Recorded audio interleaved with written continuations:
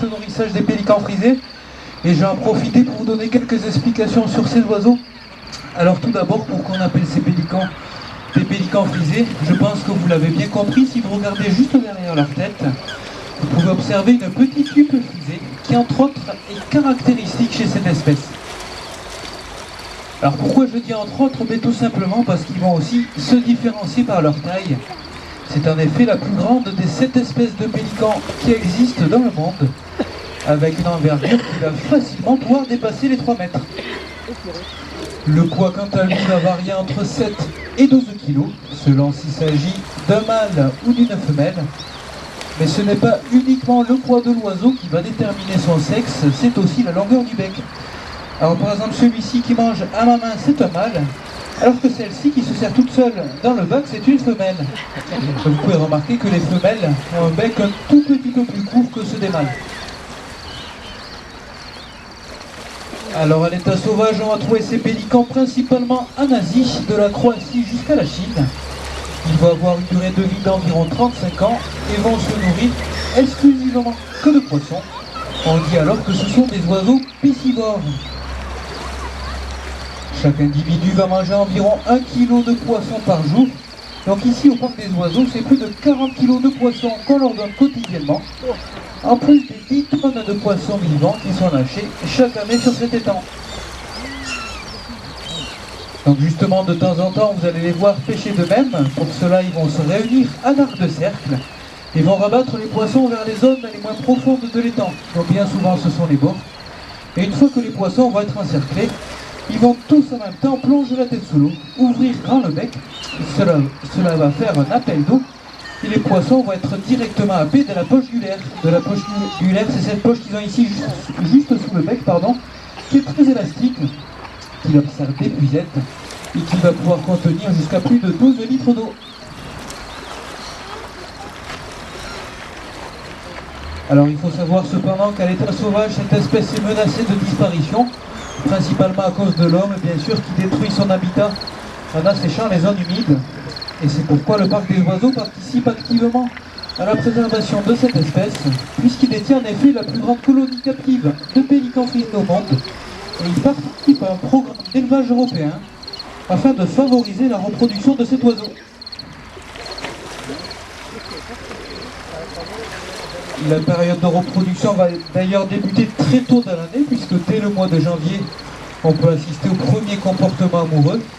À cette époque-ci, les adultes reproducteurs vont arborer au niveau de la poche de couleur jaune-orangé. Cette coloration est due à une montée d'hormones.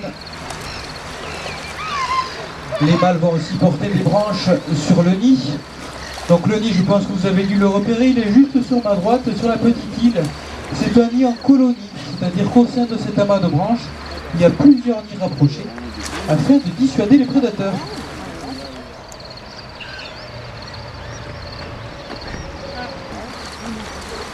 Alors comme je le disais, ce sont les mâles qui vont porter les branches, mais par contre ce sont les femelles qui vont se charger de la construction du nid. Et une fois que celui-ci sera construit, elles vont pondre chacune 2 œufs. Et les 2 parents vont se relayer pour les couver pendant un mois. Ainsi, si tout va bien, au mois de avril et mai, on va assister aux premières éclosions. Les petits vont naître sourds, nus et aveugles. On dit alors que ce sont des oiseaux nidicoles, puisqu'ils vont rester longtemps en nid, environ 7 semaines. Et ils seront totalement indépendants qu'à partir de la 15e semaine.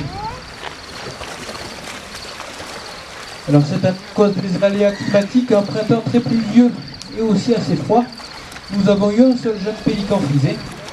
Pour le reconnaître, il faut regarder la couleur du plumage. Donc il est ici juste devant vous, je vais essayer de le nourrir. Donc c'est ce qui a le plumage des ailes qui est un peu plus gris et aussi la poche qui n'est pas du tout colorée. Donc il vient d'attraper un poisson à l'instant. Et encore un tout de suite. Alors lui il est âgé de 5 mois. Il a bien sûr été identifié à l'aide d'une puce électronique et d'une bague où sont inscrits des chiffres et des lettres. Et ce moyen d'identification nous permet entre autres de dresser une sorte de carte d'identité de l'oiseau, mais aussi d'éviter les risques de consanguinité. Ainsi, nous allons faire aussi beaucoup d'échanges entre différents parcs zoologiques français et européens afin de favoriser un brassage génétique.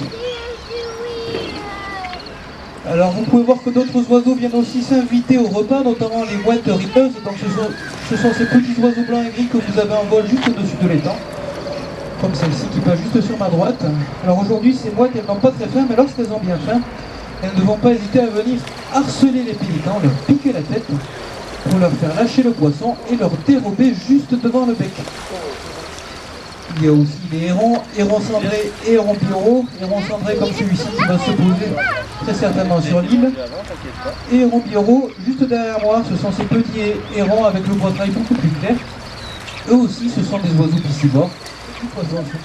Et bien sûr, sans oublier les cigognes. Chaque année, le parc des oiseaux accueille plus de 40 couples de cigognes sauvages.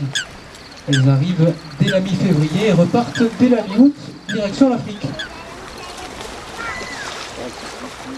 Donc voilà, j'ai quasiment plus de poissons, donc je vais arrêter le nourrissage. Si vous avez des questions, n'hésitez pas à venir me rejoindre sur la berge, à côté de la brouette.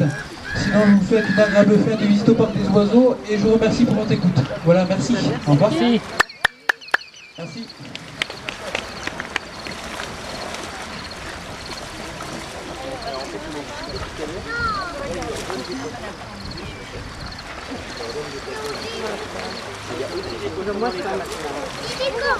Arrête! Non, les temps, c'est ça.